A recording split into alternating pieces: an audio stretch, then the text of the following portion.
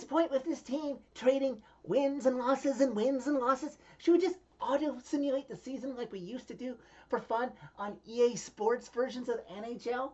I kind of thought that's what they were already doing this year. It's the only explanation to make sense of whatever mess this is through 34 games.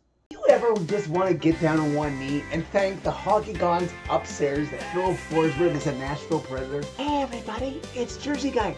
Hold my beer. Are you sure you want me here? Hat trick watch anybody? Is it really somewhere that we owe a massive debt to the hockey gods? Again and again and again. You're like a kid again, Johnny. Is this happening? Is this happening? This isn't an ad for some dang cookie. I want a piece of that action. Well, you don't have to tell me twice. What do you have to tell me that is going to make me feel positive? And maybe the Titans won't let us down on Thursday. Preds, walk it off! Okay, on with Johnny's reaction video. Redemption take you home. Everybody's hands go up, way up, as the Nashville Predators defeat the Los Angeles Kings 3-2 in overtime Saturday afternoon inside Bridgestone Arena 4 days before Christmas. This team does it time and time again. They get up to a 2-0 lead. They sit back in the third, allow the Kings to tie it, and hey, how many of you thought they were going to pull this out?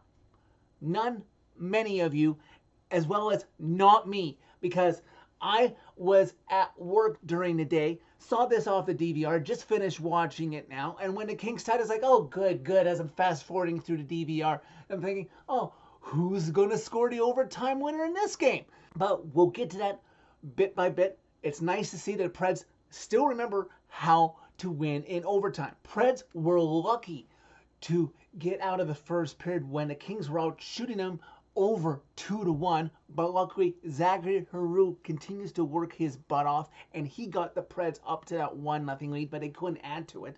Not too many of these this season, if memory serves, that the Preds outworked their opponent in a second period. They outshot the Kings by over a margin of 2-1. It took the Kings until 8 minutes into the second period to even register their first shot on goal. And then 30 seconds after that, when Jonathan Marchessault steals the puck in the Kings zone from former Pred Tanner Jeannot and scores, it's like, oh good, nope, Preds can't catch a break. And rightfully so, because Marchessault hooked down Jeannot to steal the puck, so the Preds would have to kill off a penalty there. Their league best penalty kill still coming through and kills that off. So yeah, they didn't get a goal for, but fortunately they didn't get a goal scored against them. And fortunately, just over 6 minutes left to go in the second period. A play driven by Roman Josi. Thank God he's back in the lineup. This team sorely needs him. Roman Josi drives down into Kemper's crease and gets the puck over to Jonathan Marchessault. This one won't get waved off for any sort of infraction. He pots it past Darcy Kemper, and the Preds looked home and cold up on the Kings, up 2-0 after the second period. But why do I let myself fall into this trap? Why do the Preds continue to fall into this sort of trap they set for themselves?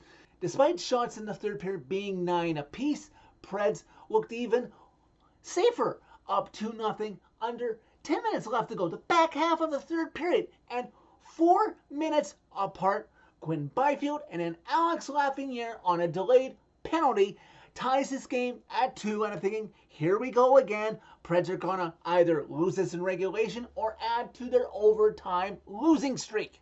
And I neglected to say that I DVR'd this game off of Sportsnet, and yes, to no surprise, I get the Kings feed, because Sportsnet, NHL Center Ice, somebody in a position of power continues to keep FanDuel Tennessee away from my viewing experience.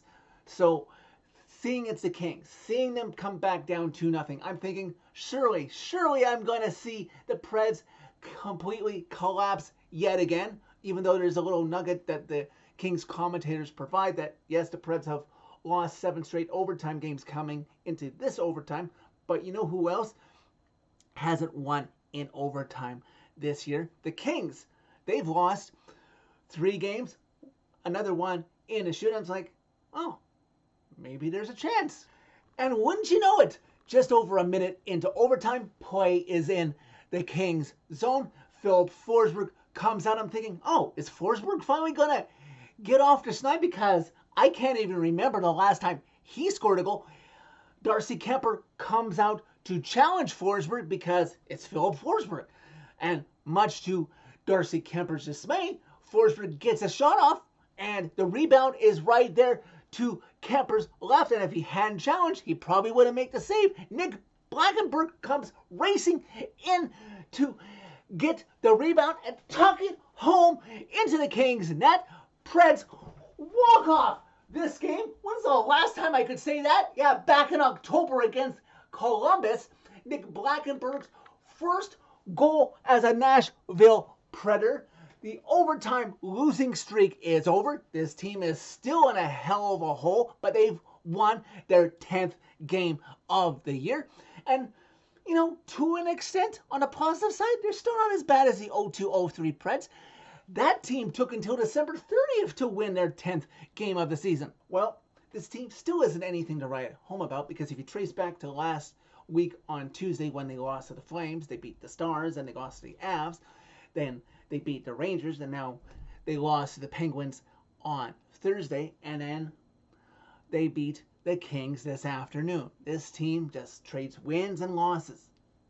Can they show me some consistency, especially right before Christmas, and get back-to-back wins?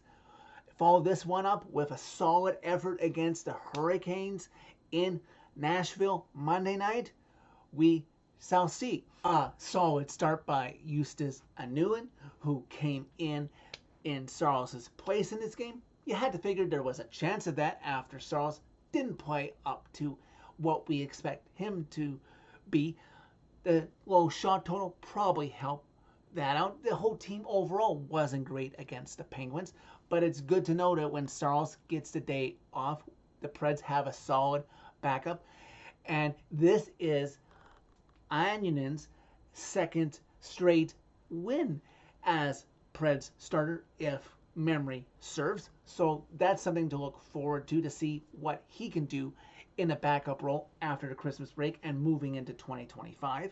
Sorry that there's not a lot more to say about this game. It makes it tough when I can't watch it live. That happens sometimes. And I also can't get it off of the Preds feed, because obviously the Kings commentary is going to focus on the Kings, not give me behind the scenes and interviews about the Preds. But alas, the positive, the Preds won. And if you look at the NHL standings as of right now, we'll see what happens tonight, but things are not looking good for a certain team that the Preds finally jumped over in the East. I don't know if the Sabres are going to climb back up against the Preds, but right now the Preds are ahead of the Blackhawks and the Sabres in the standings. I'll take a positive out of that.